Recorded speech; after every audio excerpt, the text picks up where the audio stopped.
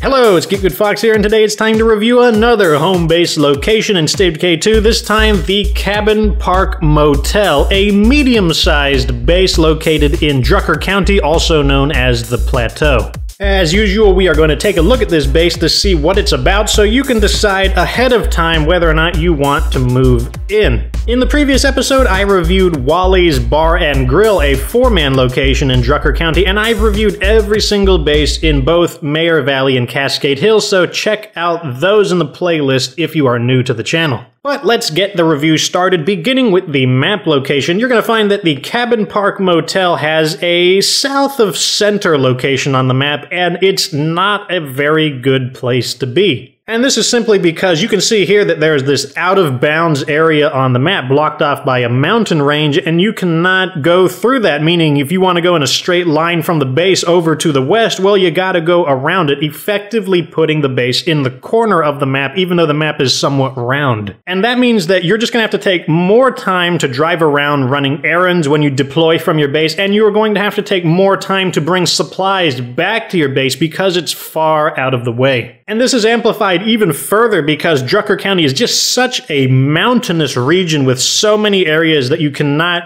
easily drive through. Anyways, let's actually drive to the base and see what we're dealing with up close. And the first thing that I notice is that this base, the Cabin Park Motel, bears a strong resemblance to a base in Mayor Valley known as Camp Kellenqua. Both of the bases have this same log cabin thing going on, and they both have their facilities distributed in multiple small buildings instead of the base focusing on one central compound. In addition to that, they both have walls that are fairly ineffective, allowing zombies to attack from quite a variety of directions, and they also have similar facility setups. But if you do want to move into this base, the buy-in requirements are 1,000 influence, and you must have at least 5 people in your community. However, the base provides, as you can see right here, on the house, plus 3 bonus beds, which I will get into further when we get into the facility review. But before that, we are going to talk about defending this base from the zombies, and normally I make a joke about how quickly the zombies attack the base, but this time, they are here so early that I don't have anything built. However,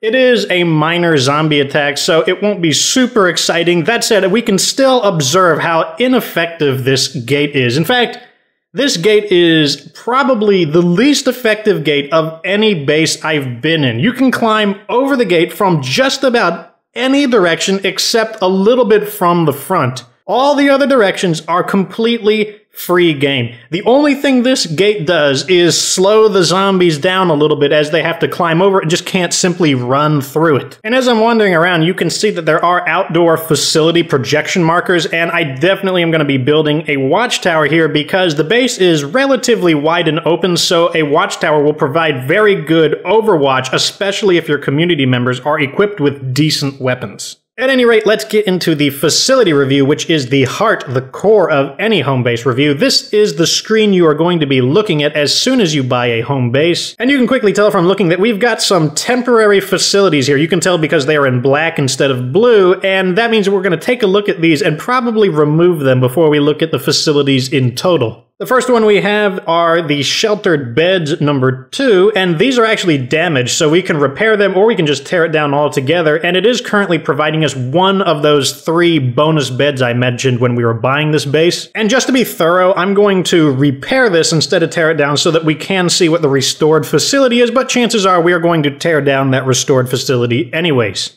The next is a seating area, and this is just occupying a facility location. It doesn't give us any benefit from it being here, but when you tear it down, you will get 5 bonus materials. And finally, down below, we've got heavy trash, which also is just occupying a facility, preventing us from customizing there. It doesn't give us anything from tearing it down, but it does take longer to remove. And here is what our sheltered beds 2 look like. They are literally just the standard sheltered beds facility upgraded to level 2. It's giving us +3 beds at the cost of 1 material per day, which is not a good deal. We do get the +1 built-in beds on the house, but it's okay to tear this down because that will be there no matter what facility we replace this with, which you will see later on. And now that we've got everything unnecessary removed from the base, this is what we have left. We've got 2 large facilities available outside, and we've got 4 small facilities, but only one of them is outdoors and 3 of them are indoors. So that means any outdoor specific facility will be limited to that one option.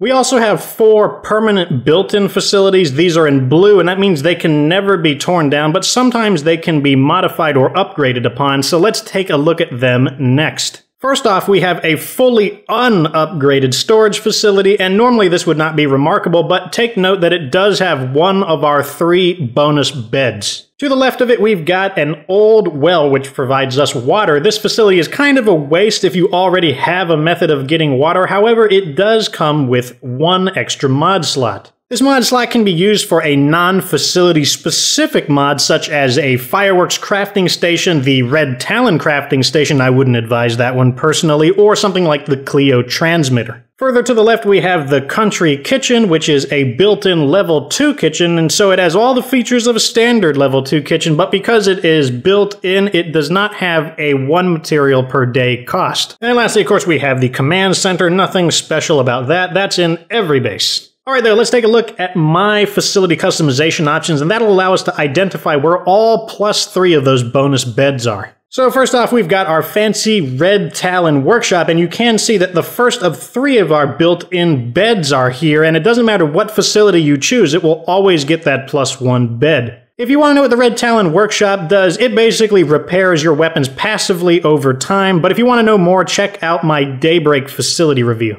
Up above it, I've got my infirmary, and it has another one of the +2 beds, so we've confirmed 2 out of the 3 additional beds. And as a reminder, the 3rd bed is in the storeroom. Further to the left, we have the Red Talon Officers' Quarters, which is giving us a whole bunch of morale. If you want to see all of its features, once again, check out the Daybreak facility review. And for our only outdoor small facility, I've plugged in the mighty Red Talon Watchtower. 3 times the power without 3 times the requirements. And for my large facility options, I've got a pair of level 3 farms. You cannot get a farm to level 3 unless you have a trader for a leader, and one of them is growing food while the other one is growing medicine. Unfortunately, it does mean that I wasn't able to really utilize any of the really cool large facilities, but that's because there just aren't enough small facilities for you to get a lot of the necessary things in, and I probably could drop the Red Talon Officers' Quarters for a hydroponics facility and then drop one of the farms for probably a lounge, and that would basically be the same thing because the Officers' Quarters is basically a small facility version of the lounge. So now it's time for the final question, the final rating. Is this base good or not? And the answer to that is, no, this base is really not all that.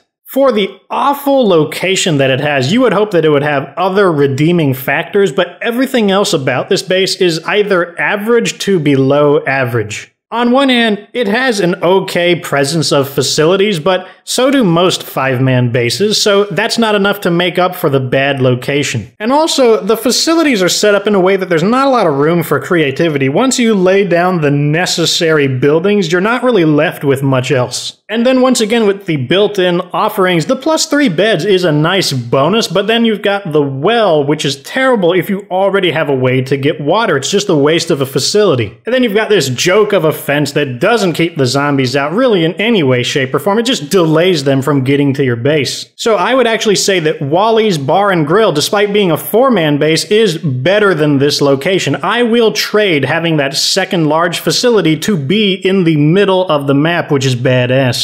So, Cabin Park Motel, I am giving you the thumbs down and concluding my review on this home base location. Like this video if it was helpful or interesting, and if you like this base, give me a comment and tell me why. Subscribe for future State of Decay 2 content, and remember that you don't have to be good to get good.